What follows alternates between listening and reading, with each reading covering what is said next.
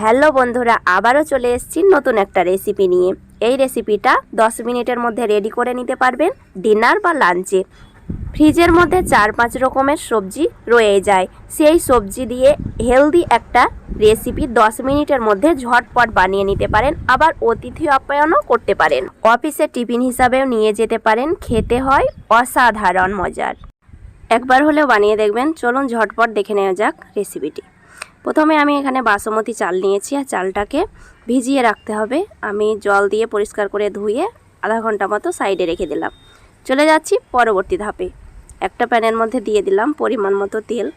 আর এখানে আমি রান্নার রেগুলার সয়াবিন তেল নিয়েছি। আপনারা সর্ষের তেলেও বানাতে পারেন, কিন্তু এই তেলটা রান্নাতে ব্যবহার করলে রান্নার স্বাদটা একটু বেশি ভালো লাগে। আমি এখানে 4টা মতো মাঝারি সাইজের পেঁয়াজ নিয়েছি, আর পেঁয়াজগুলোকে একটু লম্বা করে কেটে নেবেন। বেরেস্তাতে একটু লম্বা পেঁয়াজ বেশি ভালো হয় বেরেস্তাটা বানানো। আঁচটাকে একেবারে লোতে রেখে পেঁয়াজ বেরেস্তাটা বানিয়ে নিতে হবে। বন্ধুরা, লক্ষ্য রাখবেন পেঁয়াজ বেরেস্তাটা যেন একদম পুড়ে না যায়। এরকম একটা কালার করে পেঁয়াজ বেরেস্তাটাকে মুচমুচে করে ভেজে নিতে হবে। দেখুন আমার ভাজানো হয়ে গেছে। এবার আমি তুলে নিচ্ছি একটা বাটির মধ্যে। তুলে নেওয়ার পরে অবশিষ্ট তেল যেটুকু রয়েছে তার মধ্যে কিছু পরিমাণ হলুদ গুঁড়ো দিয়ে দিলাম। হলুদটাকে একটু নাড়াচাড়া করার পরে আমি ডিম ভেজে নিচ্ছি, আর ডিমগুলোকে একটু ভালোভাবে কালার করে ভেজে নেব। ডিমের পরিমাণটা আপনারা বাড়িয়ে কমিয়ে নিতে পারেন। আমি এখানে ডিমটা কখন ব্যবহার করব আপনাদেরকে ভিডিওর মধ্যে বলে দেব। ডিমটা আমার ভাজা হয়ে গেছে, আমি একটা বাটির মধ্যে তুলে নিচ্ছি। এরপর একটা কড়াই বসিয়েছি, আর কড়াইয়ের মধ্যে দিয়ে দিচ্ছি রান্নার রেগুলার সয়াবিন তেল। আপনারা এই তেলটাও ব্যবহার করতে পারেন, আবার সর্ষের তেলেও রান্নাটা করে নিতে পারেন, কিন্তু চেষ্টা করবেন এই সয়াবিন তেলটা ব্যবহার করার। আর দিয়ে দিলাম 1 চামচ পরিমাণে ঘি। তেলের সঙ্গে 1 চামচ ঘি যোগ করলে রান্নার ফ্লেভারটা খুব সুন্দর আসে। আপনারা ঘিটা না দিতে চাইলে শুধু তেল দিয়েও বানিয়ে নিতে পারেন। আমি ঘিটাকে ভালোভাবে তেলের সঙ্গে মিশিয়ে নেওয়ার পরে এরপরে যে উপকরণ দিচ্ছি একটু লক্ষ্য করে দেখবেন কোন উপকরণটা কখন ব্যবহার করছি। প্রথমে আমি আলু দিয়ে দিলাম। আলু আর গাজরটাকে কিছুক্ষণ নাড়াচাড়া করে ভেজে নেব। কেন আলু আর গাজর দিচ্ছি বলে দিচ্ছি। আলু আর গাজর সেদ্ধ হতে একটু সময় লাগে, তার জন্যে আলু আর গাজরটাকে কিছুক্ষণ ভেজে নেওয়ার পরে বিনস আর ফুলকপিটাকে দিয়ে দিলাম। এরপরে আমি দিয়ে দিচ্ছি হলুদের গুঁড়ো 1 চামচ পরিমাণে। নাড়াচাড়া করে কিছুক্ষণ ভেজে নেব। এই পর্যায়ে আঁচটাকে একদম লোতে রাখতে হবে, তাহলে সবজির মধ্যে কালারটা খুব সুন্দর চলে আসবে। বন্ধুরা, সবজিগুলো ভেজে নেওয়ার সময় লক্ষ্য রাখবেন যেন পুড়ে না যায়। পুড়ে গেলে একদম রেসিপিটা খেতে ভালো লাগবে না, কালারটাও সুন্দর আসবে না। দেখুন একটু সময় নিয়ে ভেজে নেওয়ার পরে কালারটা কতটা সুন্দর হয়েছে। এরপরে যে সবজিগুলো খুব অল্প সময়ের মধ্যে সেদ্ধ হয়ে যায় সেই সবজিগুলো আমি অ্যাড করে দিচ্ছি। নিয়েছি এখানে একটা টমেটো কুচি করে। আপনারা টমেটো দুটো ব্যবহার করতে পারেন, আমি এখানে একটা দিয়েছি। আর নিয়েছি কিছু পরিমাণে মটরশুঁটি, 1 চামচ মতো আদা ও রসুনের পেস্ট, আর 1 চামচ মতো লাল লঙ্কার গুঁড়ো। ঝাল আপনারা যে যেমন পছন্দ করেন সেইভাবে অ্যাড করবেন। আর 2 চামচ মতো দিয়ে দিলাম বিরিয়ানি মশলা। আপনারা বিরিয়ানি মশলা হাতের কাছে না থাকলে চাট মশলা বা গরম মশলাও অ্যাড করতে পারেন। যে মশলাটাই অ্যাড করুন না কেন ভালোভাবে সবজির সঙ্গে কষে নিতে হবে, তাহলে স্বাদটা ভালো লাগবে। আর ভালোভাবে কষানো না গেলে রান্নাটা খেতে একদমই ভালো লাগবে না। দেখুন চালটা আমার ভালোভাবে ভেজানো হয়ে গেছে, প্রায় আধা ঘন্টা হয়ে গেল।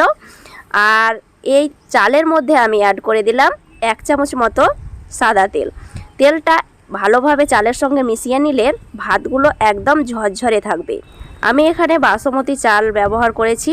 আপনারা যে কোনো চাল দিয়ে এই রান্নাটা বানিয়ে নিতে পারেন, কিন্তু যে চালেই বানান না কেন চালটাকে ভালোভাবে কষে নিতে হবে। যত বেশি সময় নিয়ে কষানো যাবে তত বেশি রান্নার স্বাদটা বেড়ে যাবে।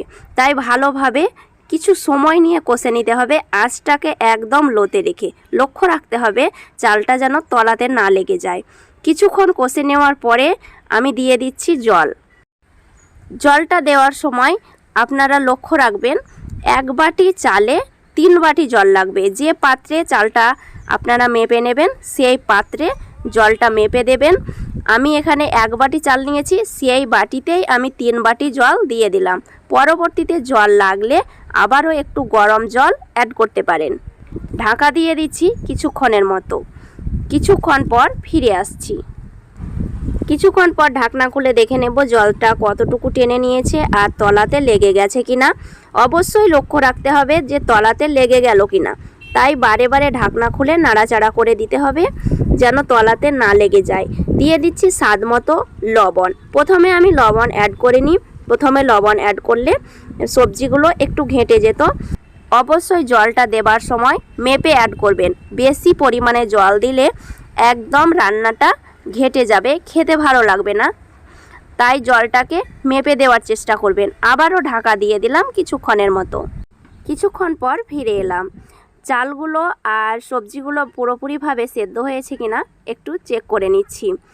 আর দেখুন আমার আর জলের প্রয়োজন হয়নি, একদম মেপে জল দিয়েছিলাম, তাই সেই জলেই পুরোপুরিভাবে সেদ্ধ হয়ে গেছে। আপনাদের জলের প্রয়োজন থাকলে পরবর্তীতে আরেকটু অ্যাড করতে পারেন। দেখতেই পাচ্ছেন বন্ধুরা, আলু আর সবজিগুলো পুরোপুরিভাবে ভেঙে যাচ্ছে, মানে সেদ্ধ হয়ে গেছে। আর লাস্ট মুভি আমি যে উপকরণগুলো লাগবে সেগুলো দিয়ে দিচ্ছি। আগে থেকে আমি যে পেঁয়াজ বেরেস্তাটা করে রেখেছিলাম তার মধ্যে 1 চামচ মতো চিনি যোগ করে দিলাম। ভালোভাবে মাখিয়ে এই সবজি বিরিয়ানির সঙ্গে অ্যাড করে দিচ্ছি। আপনারা চিনি পছন্দ না করলে চিনিটা বাদ দিয়ে দিতে পারেন। তারপরে দিয়ে দিচ্ছি 1 চামচ পরিমাণে ঘি। এই লাস্ট পর্যায়ে ঘিটা অ্যাড করলে রান্নার ফ্লেভারটা খুব সুন্দর আসে। আশা করছি রেসিপিটা ভালো লাগবে, আর ভালো লেগে থাকলে লাইক, কমেন্ট, শেয়ার করতে ভুলবেন না। নাড়াচাড়া করে মিশিয়ে নিলেই রেডি হয়ে যাবে সবজি বিরিয়ানি। একদম ঝরঝরে হয়েছে, দেখতেই পাচ্ছেন বন্ধুরা কতটা সুন্দর হয়েছে। ডিনারে বা লাঞ্চে অথবা টিফিনে, অফিসে করেও নিয়ে যেতে পারেন। খুব ভালো লাগে খেতে। অপূর্ব স্বাদের এই সবজি বিরিয়ানি রেডি হয়ে গেল, নামিয়ে পরিবেশন করব। খুব সহজে চটজলদি এই রেসিপিটা বানিয়ে নিতে পারেন। খুব অল্প সময়ের মধ্যে হেলদি একটা খাবার বাচ্চাদেরকেও বানিয়ে দিতে পারেন। এবার বন্ধুরা আমি ডিমটা ব্যবহার করছি। গরম গরম সবজি বিরিয়ানির সঙ্গে 2টো ডিম থাকলে আর কোনো কিছুর প্রয়োজন হবে না। আজ তাহলে এই পর্যন্তই, ধন্যবাদ।